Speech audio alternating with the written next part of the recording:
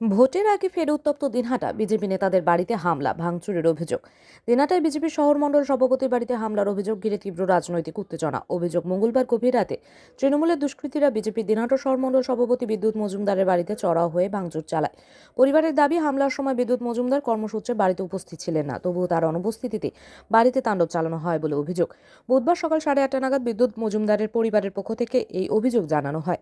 তাদের দাবি, বাড়ির দরজা জানলা ভাঙচুর করা হয়েছে এবং আতঙ্ক ছড়াতে চিৎকার চেঁচামেচিও করেছে দুষ্কৃতীরা। ঘটনাকে কেন্দ্র করে বিজেপির তরফে তীব্র প্রতিক্রিয়া আসছে। কোচবিহার জেলা সাধারণ সম্পাদক অজয় রায় বলেন, গতকাল রাতে তৃণমূলের গুন্ডাবাহিনী কাপুরুষের মতো আমাদের মণ্ডল সভাপতির বাড়িতে হামলা চালিয়েছে।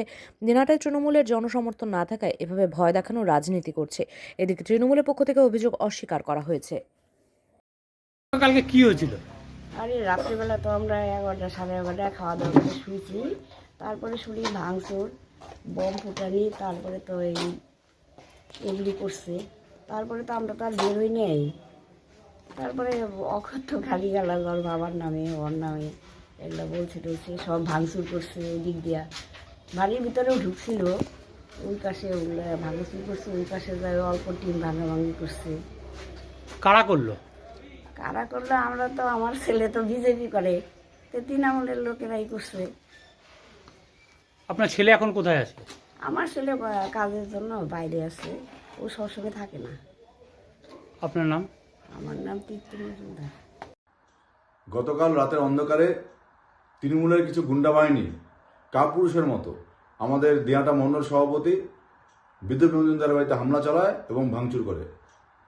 দিয়াটার তৃণমূলের কোনো জনসমর্থন নেই। তারা ভাবছে যে ঝামলার মামলা করে তারা দিয়াটায় জয়লাভ করবে। তারা ভুল করছে।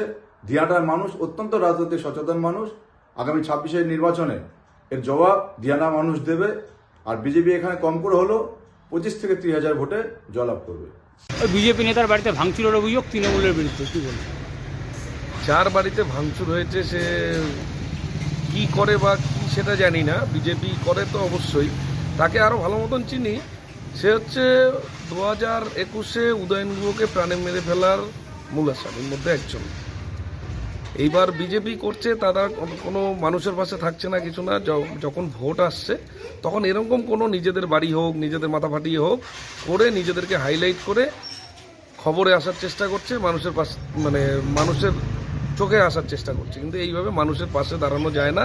মানুষের পাশে দাঁড়াতে গেলে সশরীরে এসে এই যে এসআইআর আবহে যে মানুষ হাহাকার করছে, সেই সব মানুষের পাশে এসে দাঁড়ানোটাই হচ্ছে আসল কর্তব্য। তারা সেই জিনিসগুলো করে না। আর তৃণমূল কংগ্রেসের এই দিন এখনো আসেনি যে রাতের অন্ধকারে গিয়ে বিজেপির বাড়ি, সেই কারো বাড়ি ভাঙতে হবে। সে এমন কোনো বড় নেতাও না বা এমন কোনো ইয়েতেও পড়ে না।